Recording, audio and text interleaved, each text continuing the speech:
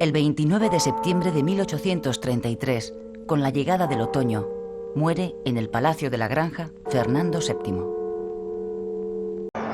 Mientras su cuerpo es enterrado en el Escorial, su hermano don Carlos, que no reconoce a su sobrina Isabel como nueva reina, se autoproclama rey y se subleva. Sus partidarios, llamados los carlistas, se levantan con él. Comienza así la primera guerra carlista que desgarrará al país durante los siguientes 7 años.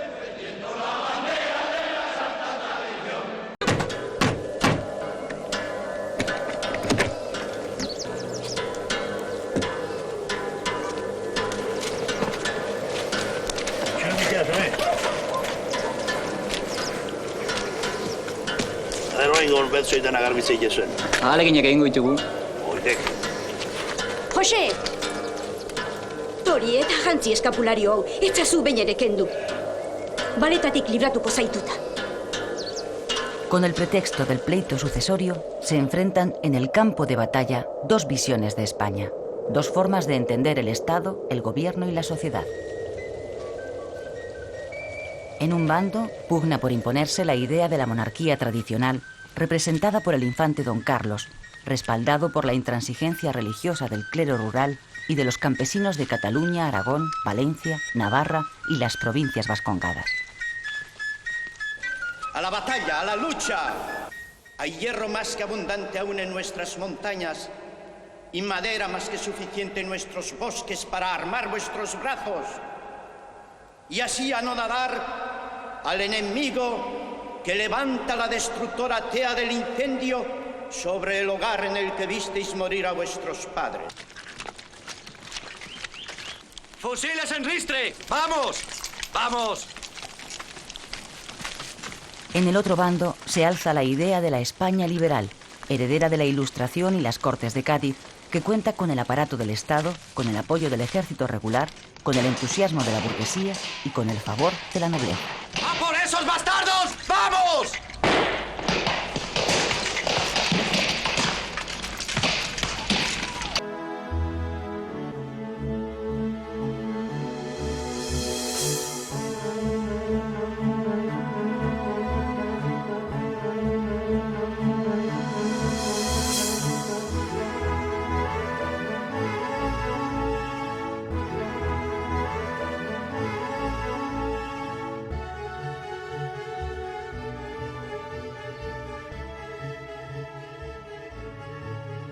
La insurrección carlista se ve desde el primer momento favorecida por la falta de decisión de los partidarios de la regente María Cristina, llamados los cristinos, mucho más atentos a las reformas políticas que a acabar con el alzamiento ultraconservador.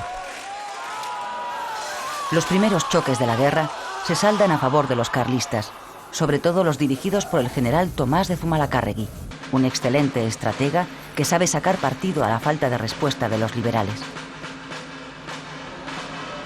Zumalacárregui organiza un ejército de 25.000 hombres, con los que acaba haciéndose fuerte en las zonas rurales del País Vasco y Navarra.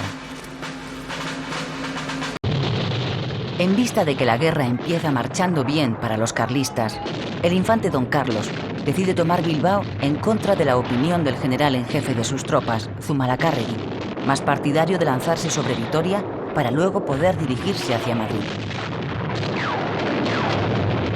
El asedio a la capital vizcaína comienza en el verano de 1835. Con el sitio de Bilbao se pone de manifiesto el resentimiento de las gentes del campo hacia las de la ciudad.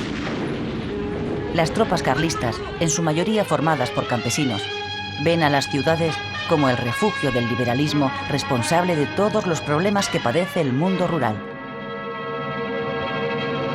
El alzamiento carlista se afianza, además de en el País Vasco y Navarra, en otras zonas de España: Aragón, Cataluña, Castilla, Galicia o Extremadura. En la zona de Levante, en el Maestrazgo, surge otro caudillo carlista, Ramón Cabrera.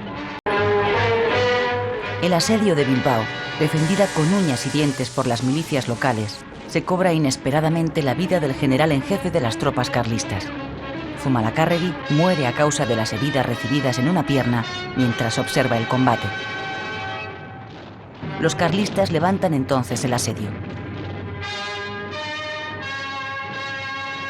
Al año siguiente lo intentan de nuevo. Esta vez son las tropas liberales, al mando del general Espartero, quienes después de ganar la batalla del puente de Luchana, liberan la ciudad.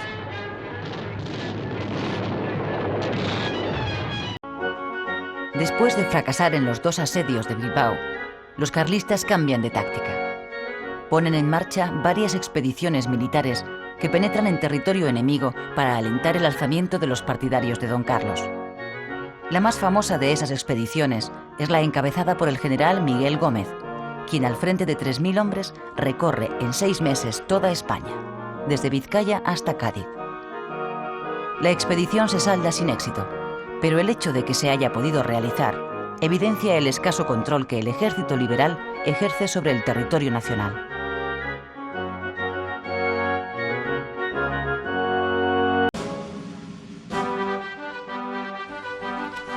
Los carlistas continúan con sus expediciones.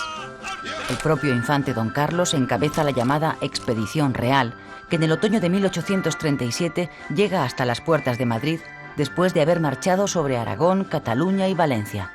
Se proponen tomar la capital de España.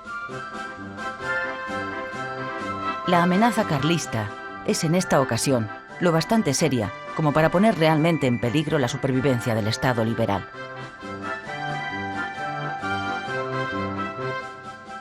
Para evitar la desmoralización popular y dar confianza a los madrileños, María Cristina, la reina regente, se pasea en su carroza por la ciudad y visita a las tropas que la defienden.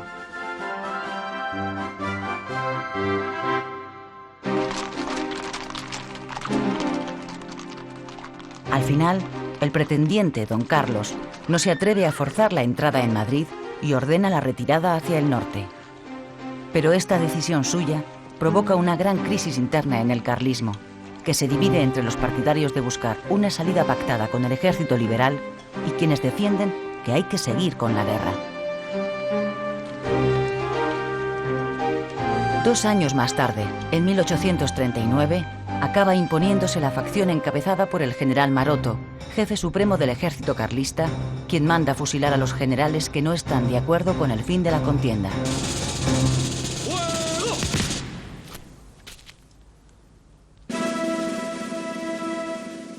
La primera guerra carlista acaba en el norte con el llamado Abrazo de Vergara entre los 2 jefes militares enfrentados, Maroto por los carlistas y Espartero por los isabelinos.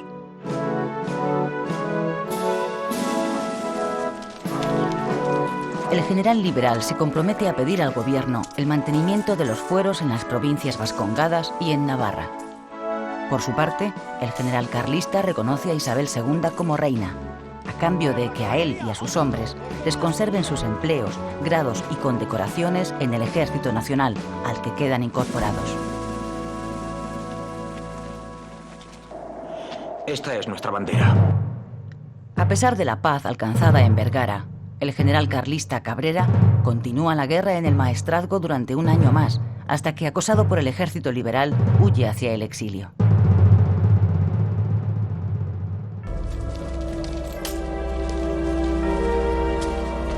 La guerra carlista termina, pero después de 7 años de guerra civil, el país ha quedado exhausto. Miles de españoles han muerto en los campos de batalla o en la retaguardia, víctimas del odio y de la venganza.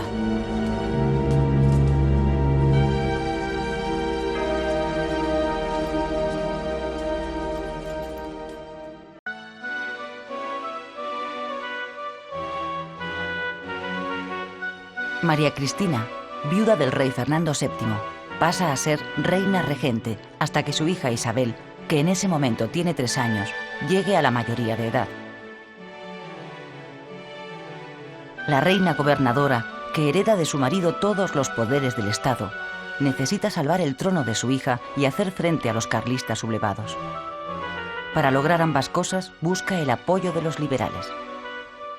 Para formar el gobierno recurre a los viejos liberales que en su día participaron en las Cortes de Cádiz y que ahora son moderados. Los liberales, por su parte, colaboran con la reina, con la esperanza de poder poner en marcha su propia revolución, es decir, convertir la monarquía absoluta en monarquía constitucional y reformar a fondo la estructura económica de España para que el país pueda equipararse al resto de las naciones europeas.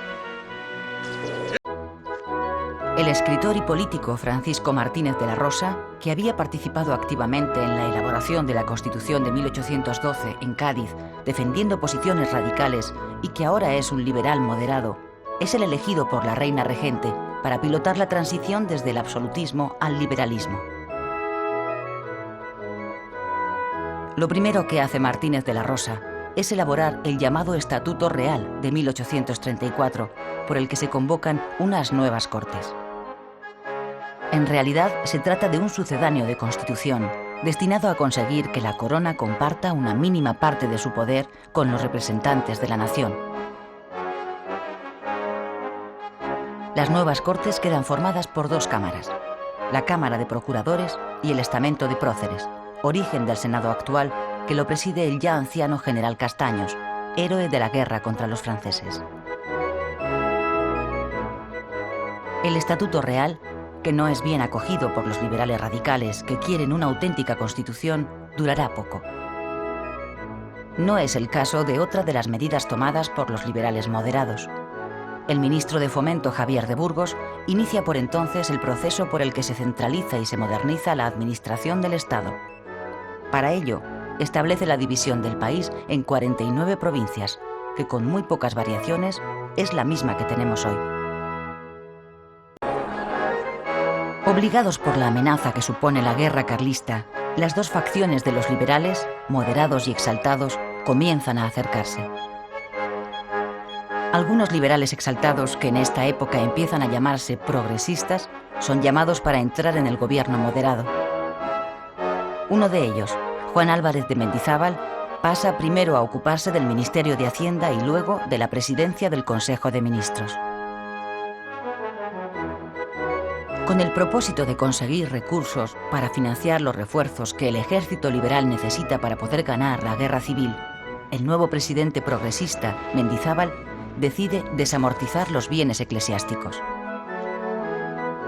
La desamortización supone, de hecho, una nacionalización de los bienes de la Iglesia para después venderlos en subastas públicas. De alguna forma, es la respuesta del Estado liberal al apoyo que amplios sectores del clero prestan a la causa carlista. La gran cantidad de tierras subastadas, cerca de 10 millones de hectáreas, crea entre los compradores, fundamentalmente burgueses y comerciantes que se benefician de la desamortización, una amplia red de apoyo a la causa liberal. Entre los nuevos propietarios también hay miembros de la aristocracia. La nobleza, cuyas tierras han sido respetadas por los liberales, apoyan la causa liberal y participan en las subastas para ampliar sus patrimonios. Este es el motivo por el que en media España, al sur del Tajo, se acentúa aún más la concentración de tierras que constituyen los grandes latifundios.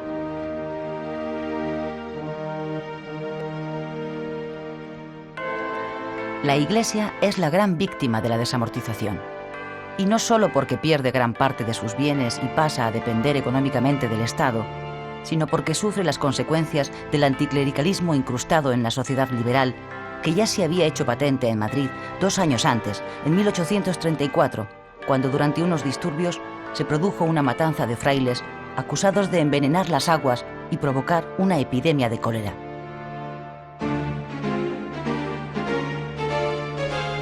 Los otros grandes perdedores de la desamortización son los campesinos. Los pequeños arrendatarios, al no poder comprar sus tierras, pasan a convertirse en jornaleros de los nuevos propietarios junto a los empleados de las tierras expropiadas. De este modo, los campesinos se proletarizan.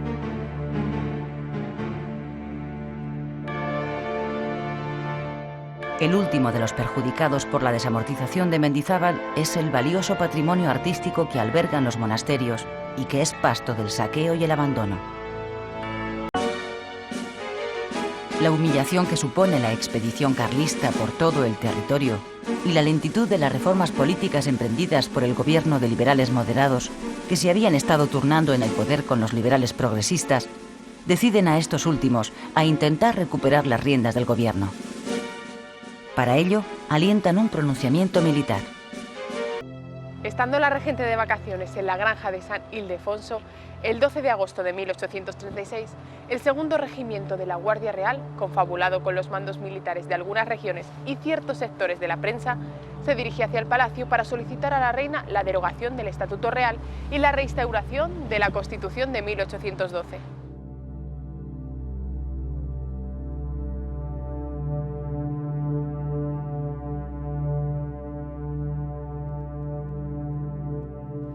Al día siguiente, el presidente del Consejo de Ministros, Francisco Javier de Istúriz, dimite.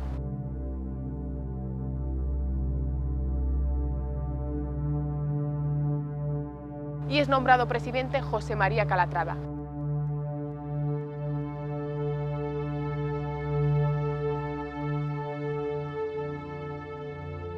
Que restituye a Mendizábal como ministro de Hacienda. Una vez en el gobierno, los liberales progresistas convocan Cortes Constituyentes que aprueban una nueva Constitución, la de 1837. Más moderada que la de Cádiz y muy parecida a las de nuestro entorno europeo, esta Constitución, hecha a la medida de los liberales radicales, establece la soberanía nacional, la separación de poderes y la aconfesionalidad del Estado, y reconoce los derechos individuales. Sin embargo, y con el fin de dar más estabilidad al nuevo régimen y poder continuar con las reformas económicas, el nuevo texto fortalece el papel de la corona y le da más protagonismo en el proceso político. Con la libertad de expresión recogida por la nueva Constitución liberal, comienza el despertar de la prensa. Los generales liberales, vencedores de la guerra contra los carlistas, se convierten en los protagonistas absolutos de la vida política durante el reinado de Isabel II. Espartero, Narváez y O'Donnell, aclamados como héroes por el pueblo, premiados con condecoraciones y títulos nobiliarios, son llamados por los partidos para que ocupen sus presidencias respectivas. A sus órdenes. Sí, señor. Mire quién viene.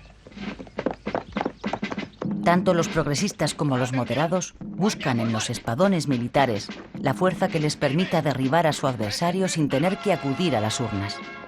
Y es que las elecciones son casi siempre ganadas por el mismo partido que las convoca. En ellas solo tiene derecho a participar los ciudadanos que pagan una determinada cantidad de impuestos al Estado. No más de 100.000 españoles en el mejor de los casos, según el nivel en el que se sitúe el listón. Los progresistas bajan el listón para ampliar la base electoral y los moderados lo suben para disminuirla. Con el final de la guerra contra los carlistas, en 1840 se recrudece la batalla política entre los progresistas y los moderados que en ese momento están en el gobierno. Estos pretenden sacar adelante una ley de ayuntamientos por la que los alcaldes dejan de ser elegidos por los vecinos y pasan a ser nombrados por el gobierno. La medida perjudica a los progresistas, que son quienes tienen más alcaldías. A pesar de la fuerte oposición que desata la ley, la reina regente María Cristina, que siempre ha estado más cerca del liberalismo moderado, la sanciona con su firma. El general Espartero, en nombre de los progresistas, encabeza un pronunciamiento en contra de la regente. El ejército guarda silencio, es decir, no respalda a la reina.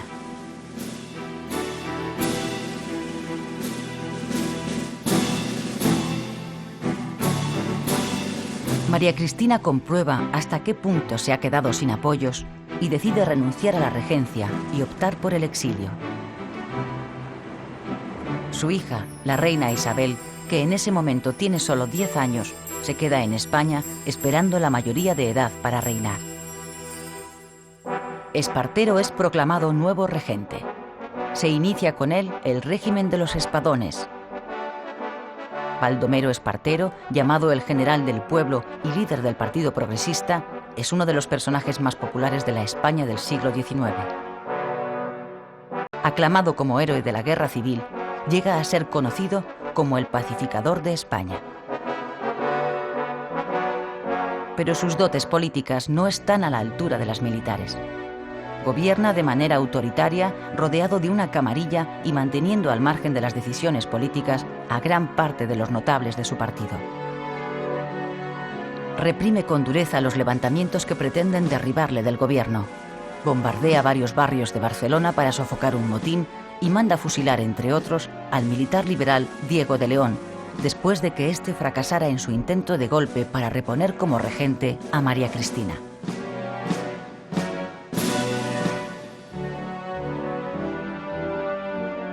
Su mandato desata tal grado de oposición que consigue unir a todos los liberales, progresistas y moderados para acabar con los excesos de su poder personal. En julio de 1843, al grito de libertad o muerte, se produce un pronunciamiento contra Espartero que es apoyado por moderados y progresistas. Rápidamente se extiende por todo el país y acaba triunfando en Torrejón de Ardoz. Allí, el general Espartero, que se ha quedado sin apoyos, se reúne con el nuevo hombre fuerte de la política española, el general moderado Narváez, para pactar su salida hacia el exilio.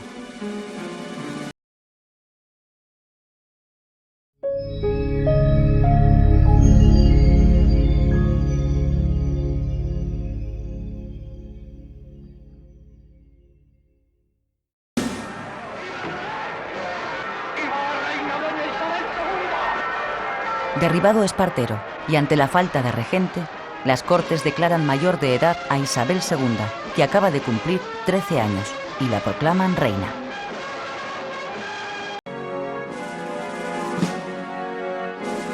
El capitán general Ramón María Narváez asume la presidencia del gobierno en 1844 y permanece 10 años en el cargo. Conocido como el Espadón de Loja por su lugar de nacimiento, Narváez se convierte en el hombre fuerte del Estado y del Partido Moderado. Sus objetivos son fortalecer la corona, centralizar la administración y establecer un orden público más eficaz. ¡Su señoría es un solemne majadero! Poco después de su llegada al poder, los moderados comienzan a debatir una nueva constitución también hecha a su medida, que recoja el pensamiento moderado y elimine todo lo que huela a progresista. ¡Abajo el progreso! ¡Viva la Constitución! ¡Silencio! ¡Estoy en el uso de la... Al año siguiente, 1845, se aprueba la nueva Carta Magna.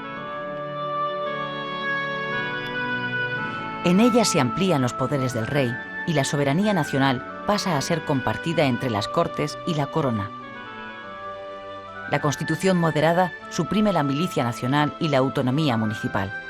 Eleva el listón económico para la elección de diputados y vuelve a proclamar a la religión católica como propia de la nación española. Órdenes, mi capitán. Formada la fuerza.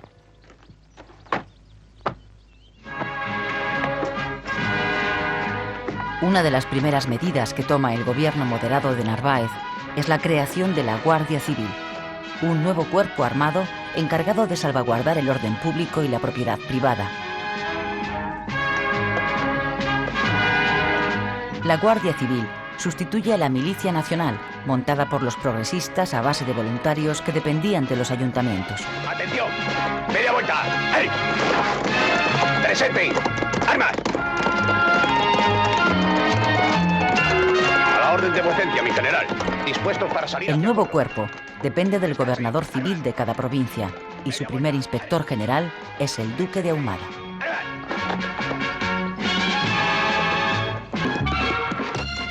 La Guardia Civil va a jugar un papel importante en la definitiva pacificación de la España rural, donde desde hace décadas el bandolerismo y el pillaje se han hecho crónicos.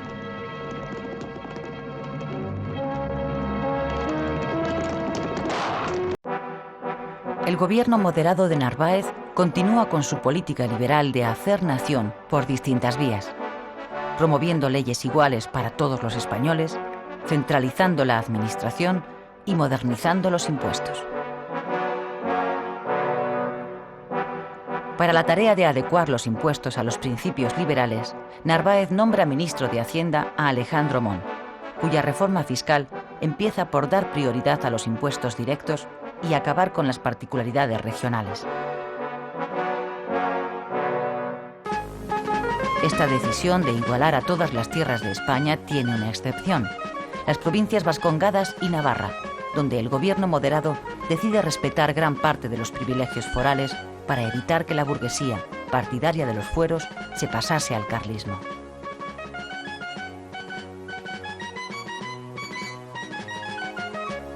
Uno de los asuntos más complicados de esta época fue precisamente el matrimonio de la reina, convertido el tema en una verdadera cuestión de Estado en el que además las monarquías europeas intentaban jugar sus bazas. Se optó finalmente entre varios candidatos por la figura de don Francisco Asís de Borbón, duque de Cádiz, un hombre apocado y de débil carácter y que no habría, es cierto, de interferir en la política de la época.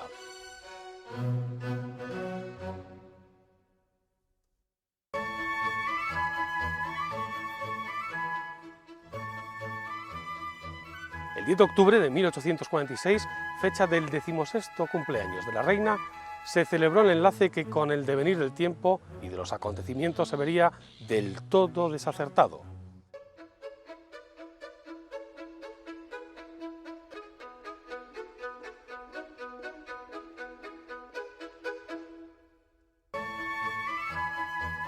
Además, el propio consorte sembraba serias dudas en la corte y en la propia reina, y empezaron a correr rumores sobre la verdadera orientación de su sexualidad, murmuraciones que en ocasiones la propia reina se encargaba también de confirmar en los corrillos de la corte y de los que hacía partícipe a personajes como Benito Pérez Galdós.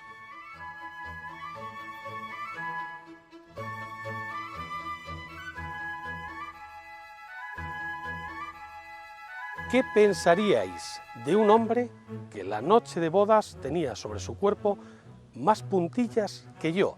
Le llegaría supuestamente a confesar al escritor. ¡El obispo! ¡Ya viene el obispo! Los esfuerzos de los liberales moderados por reconciliarse con la Iglesia acaban fructificando en 1851 con la firma de un nuevo concordato con la Santa Sede. En él, Roma se olvida de las propiedades que le fueron arrebatadas a la Iglesia española por la desamortización de Mendizábal, a cambio de que la Hacienda del Estado se haga cargo del mantenimiento del culto y del clero y garantice a la Iglesia un trato privilegiado, tanto en el control de la moral pública como en la enseñanza. A su vez, la corona recupera el derecho a intervenir en el nombramiento de obispos.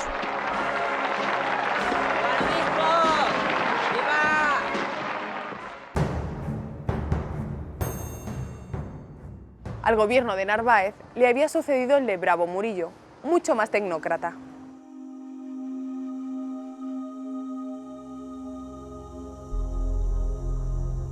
La labor del nuevo ejecutivo es particularmente fecunda en el campo administrativo. Soluciona el problema de la deuda pública, nivela los presupuestos e inicia numerosas obras públicas.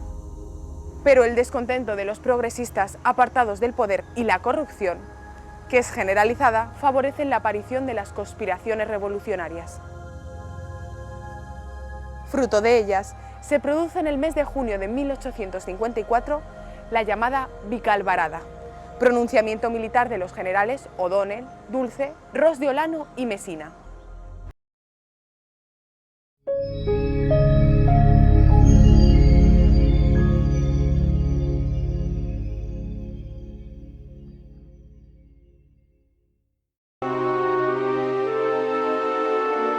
Isabel II acaba rodeándose de una camarilla palaciega poblada de frailes reaccionarios, monjas milagreras y nobles intrigantes. Es la llamada Corte de los Milagros. La reina vive muy influenciada por esta camarilla, tanto que con frecuencia llega a saltarse la Constitución para intervenir en la gestión de los gobiernos y dirigir su política. La reina favorece con sus decisiones a los liberales moderados. Los liberales progresistas llevan alejados del poder desde que ella subió al trono 10 años atrás.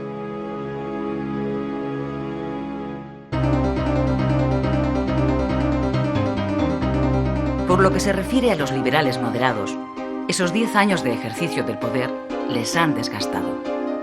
Sobre todo por la intransigencia de su líder político, el general Narváez, quien finalmente es obligado por los suyos a retirarse a un segundo plano.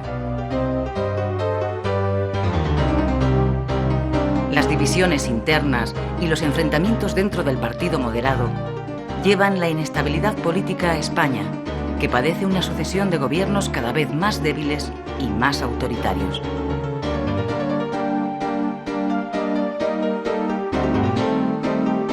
El descontento se extiende incluso entre los propios moderados. En 1854, un grupo de militantes, moderados pero reformistas, que quieren recuperar para el partido el espíritu liberal de la Constitución de 1845, pone en marcha una conspiración para derribar por la fuerza a su propio gobierno.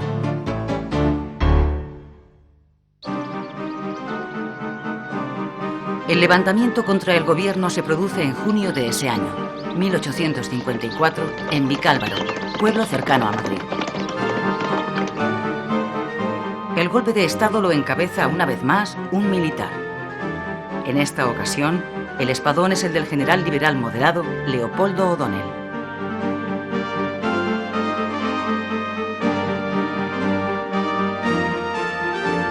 Se produce un primer enfrentamiento con las tropas gubernamentales, pero no hay un claro ganador. El general O'Donnell se ve obligado a retirarse en dirección a Andalucía en búsqueda de nuevos apoyos. En la localidad de Manzanares, O'Donnell recibe el apoyo del general Francisco Serrano. Los dos militares deciden lanzar un manifiesto conjunto para conseguir la movilización de los liberales progresistas, sin los cuales la insurrección tiene el fracaso asegurado. El manifiesto lo redacta un joven malagueño, el liberal moderado Antonio Cánovas.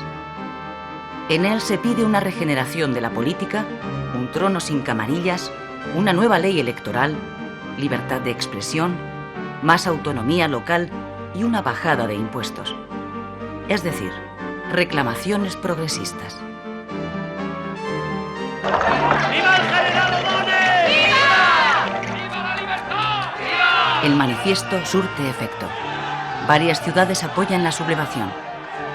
Las calles de Barcelona, Valencia, Valladolid, Madrid y Málaga se llenan de amotinados que se hacen con los poderes locales y crean juntas revolucionarias.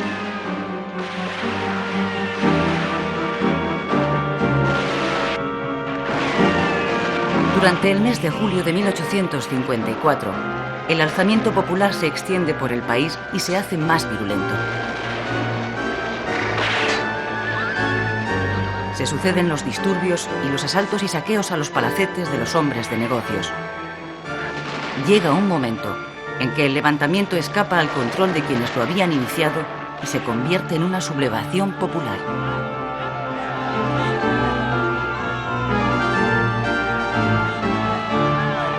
La reina, que siente que su corona se tambalea, se resigna a llamar en su auxilio al que fuera prestigioso líder de los progresistas, el general Espartero. Espartero vive desterrado en Logroño desde que volvió del exilio.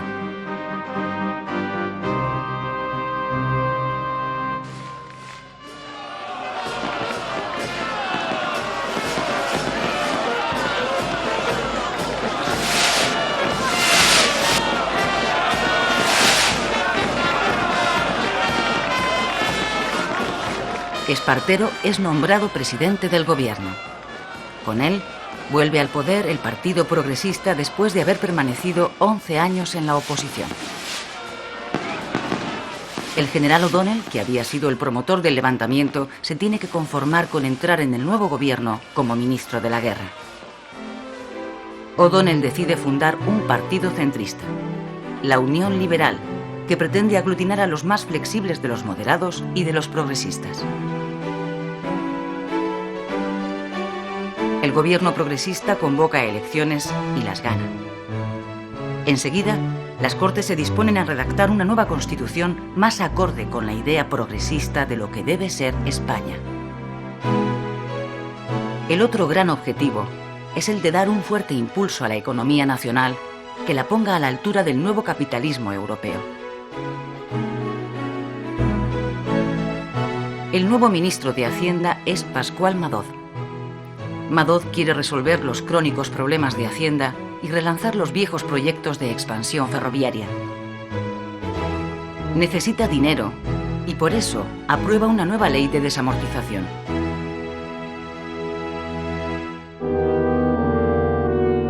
la desamortización de Madoz, se nacionalizan y subastan sobre todo las tierras comunales de los municipios, pero también los bienes que todavía le quedan a la Iglesia después de la desamortización de Mendizábal.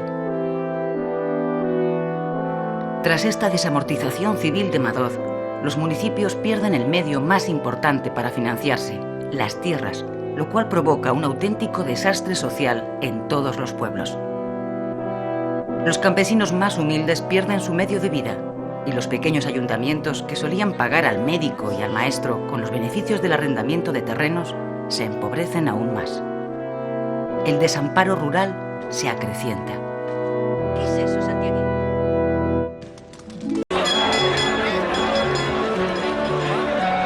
A partir de 1855 se desata en el país la fiebre de la construcción de ferrocarriles. La explicación está en el respaldo que el gobierno ofrece a los proyectos de nuevos trazados. El Estado invierte en ellos parte del dinero obtenido con la desamortización, pero sobre todo aprueba una nueva ley de ferrocarriles que incentiva extraordinariamente la participación del capital extranjero. ¡Qué alegría! ¿Qué? ¿Cómo hay? Fantástico. Les aseguro que París es una ciudad conquistada. En la bolsa no saben dónde meter el dinero. Cuéntanos. Estamos en la época de las grandes empresas. Lo que ocurre aquí no es nada. Europa está congestionada de oro y necesita negocios donde colocarlos. ¡Viva el ferrocarril de Villeneuve! El capital extranjero, especialmente francés, entra masivamente en España y en consecuencia se hace con la propiedad de la mayor parte de las compañías ferroviarias.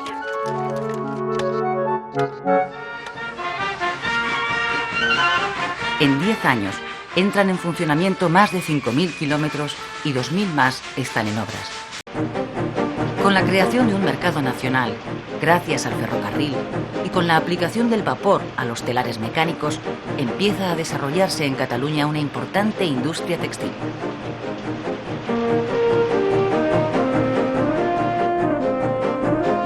Otra actividad industrial que inicia en estos momentos su despegue es la de la obtención del hierro, la siderurgia. Aún se pueden ver en Marbella, Málaga, restos de lo que fueron los primeros altos hornos, alimentados por madera, que se instalan en España. Años más tarde, cuando el carbón sustituye a la madera, la actividad siderúrgica se traslada a Asturias y a Vizcaya.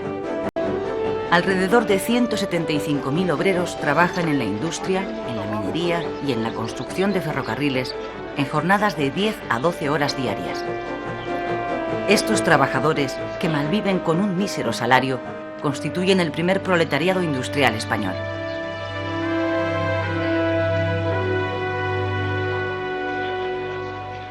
En 1855 se produce en Barcelona la primera huelga general, promovida por los trabajadores textiles que reclaman libertad de asociación y una jornada laboral de 10 horas.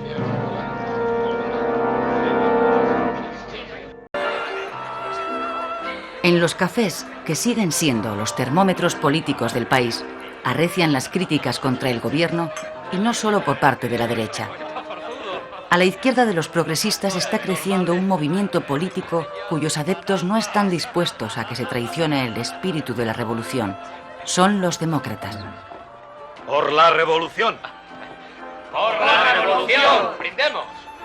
El Partido Demócrata, nacido en la década anterior de una escisión del Partido Progresista, reivindica el sufragio universal y la libertad de asociación y de conciencia. Y estoy seguro de que me permitirán. La mayor parte de sus miembros son republicanos. En el verano de 1856 estalla una nueva revuelta social en varias ciudades. El gobierno progresista comete graves errores en la resolución de esos conflictos. Eso es aprovechado por el general O'Donnell, apoyado por la reina Isabel II, para dar un golpe de Estado y hacerse con el poder. Lo primero que hace O'Donnell al llegar al gobierno es disolver las Cortes, de mayoría progresista, convocar nuevas elecciones y restablecer la Constitución de 1845. El general Leopoldo O'Donnell, fundador y líder del partido centrista Unión Liberal, va a ser el nuevo hombre fuerte de los próximos años y aplicará una política de libertad y orden. Durante 10 años, su partido se alternará en el gobierno con los liberales moderados del general Narváez, dejando fuera a los progresistas. Pero a mediados del siglo XIX, el nivel de analfabetismo en España es muy alto. De los 15 millones de españoles, 12 no saben leer ni escribir. Los gobernantes liberales, que asumen la extensión de la enseñanza como una cuestión de Estado, promueven varias leyes de instrucción pública destinadas a educar a los españoles en los valores ciudadanos. Entre ellas destaca la del ministro Claudio Moyano, que busca escolarizar a toda la población. Esta ley, que declara obligatoria la enseñanza primaria, responsabiliza a los municipios del sostenimiento de las escuelas públicas. Los problemas económicos de muchos ayuntamientos, que apenas tienen para malpagar al maestro, hace que la enseñanza no resulte gratuita en todos los casos. Estaba diciéndoles que esa buena costumbre de pagar los sábados a un mártir de la ciencia, porque eso es lo que yo represento en esta Arcadia salvaje, la observan muy pocos progenitores. Progenitores, señores míos, aunque a ustedes les sorprenda, quiere decir padres, y padres que paguen fielmente todos los sábados. Además de contra la penosa situación de los maestros, la ley de Moyano se estrella contra la escasez de medios de los padres, que en la mayoría de los casos se ven obligados a sacar a sus hijos de las escuelas con 8 o 9 años para ponerles a trabajar y ayudar así a sacar adelante a la familia. Hay una ocasión, en 1858, en que O'Donnell logra mantenerse en el poder durante 5 años seguidos, el periodo más largo de un gobierno en todo el siglo XIX. El gobierno presidido por O'Donnell, temeroso de que una nueva revolución le apeara del poder, aplica una receta importada de Gran Bretaña y de Francia: recurrir a la guerra exterior para asegurarse la unidad en el interior. En octubre de 1859, España declara la guerra a Marruecos. El propio O'Donnell encabeza el ejército de 40.000 hombres que parte a la guerra.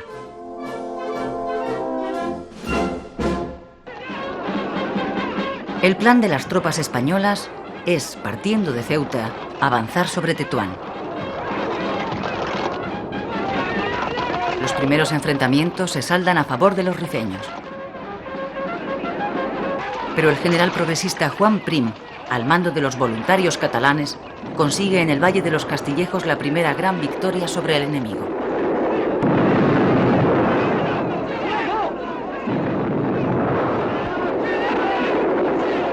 La gesta convierte a Prim en héroe nacional.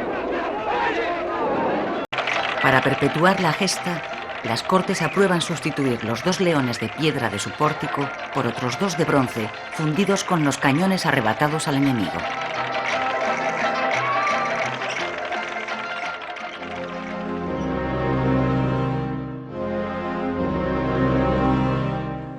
En vista del éxito de la guerra contra Marruecos, O'Donnell insiste en la política de guerras de prestigio en el exterior y toma varias decisiones.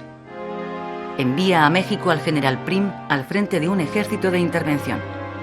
Manda una expedición militar de castigo a la Conchinchina. Acepta que Santo Domingo se reincorpore a la corona española. Y finalmente desata la Guerra del Pacífico contra Perú y Chile.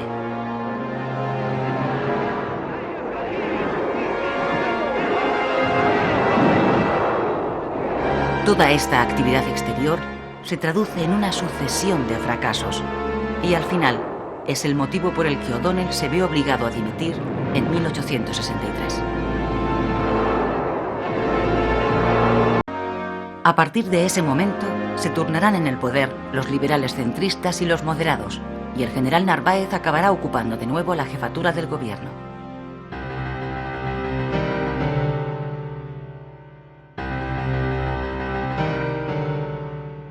Los progresistas y los demócratas quedan completamente apartados del poder. En vista de eso, optan por no participar ni siquiera en las elecciones y se dedican a la agitación y a la conspiración como vía para intentar recuperar el mando político. Los sucesivos gobiernos, cada vez más breves y cada vez más débiles, recurren como única respuesta a la represión.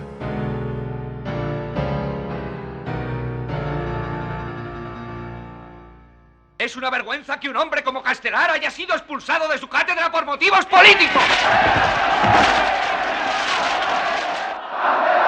El catedrático Emilio Castelar, del mismo modo que otros intelectuales próximos al Partido Demócrata, utiliza las aulas universitarias para difundir sus ideas de cambio. Pero el gobierno de Narváez no está dispuesto a consentir los efectos que provoca el ejercicio de la libertad de cátedra de los profesores. Yo les prometo que estudiaré su petición.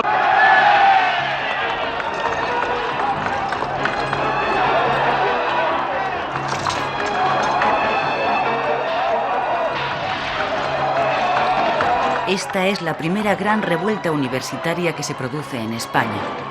Y es también la primera vez que el gobierno recurre a la Guardia Civil para reprimir con dureza una algarada.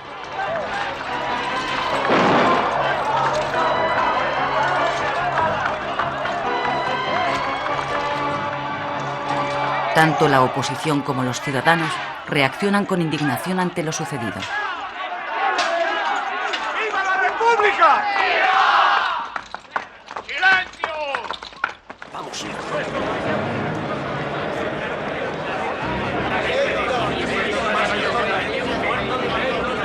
Venga, curse esta orden. Hola, Mariña. Estas son ventas de valor. A las tensiones políticas se suma en 1866 la llegada a España de la recesión económica que está asolando Europa. Las acciones se desploman y el flujo de inversiones extranjeras hacia nuestro país se paraliza.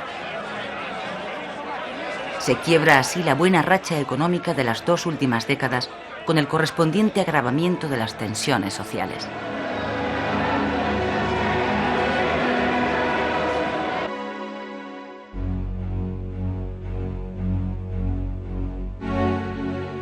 ...1866 va a ser un mal año para Isabel II y sus gobiernos.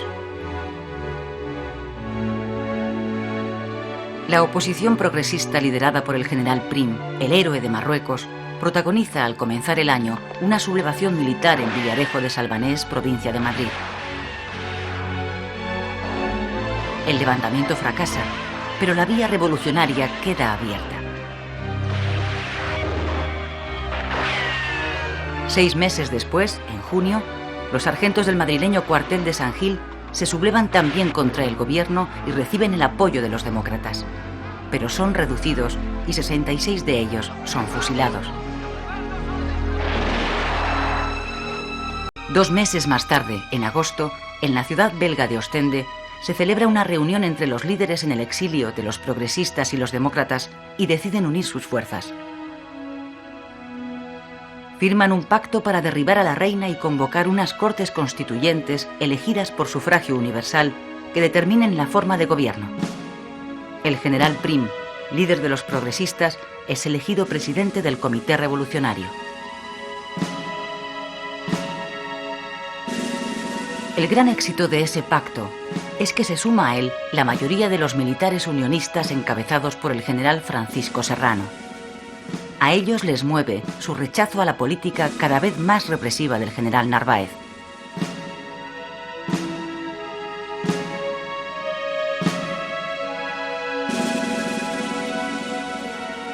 A la reina solo le queda el respaldo de los liberales moderados y de su anciano líder, el general Narváez, quien a duras penas mantiene en pie el andamiaje político montado en torno a Isabel II.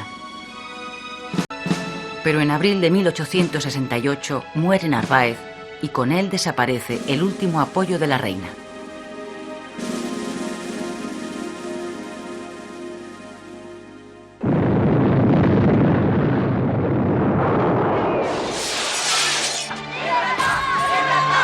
Los gaditanos son los primeros en sumarse al pronunciamiento militar que, al grito de «Viva España con honra», hace el almirante Juan Bautista Topete desde el arsenal naval de la Carraca.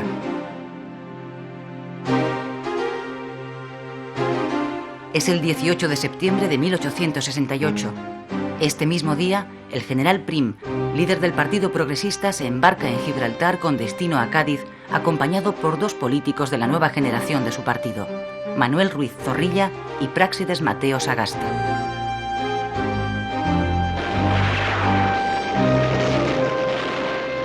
La revolución, bautizada por el pueblo como La Gloriosa, triunfa pronto en Cádiz, a donde el general Serrano llega con sus tropas para apoyar el levantamiento.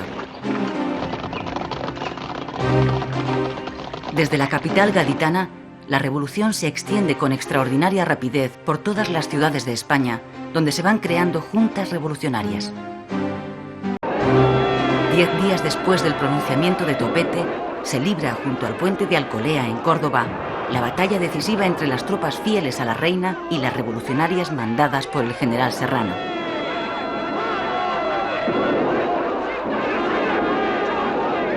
Vencen los sublevados. El camino hacia Madrid les queda libre.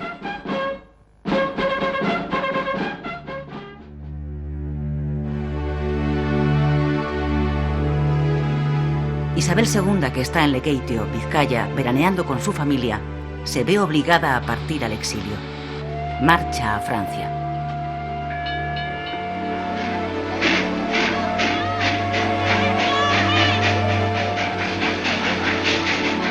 En ese momento tiene 38 años y ha sido durante 25 de ellos la reina de España.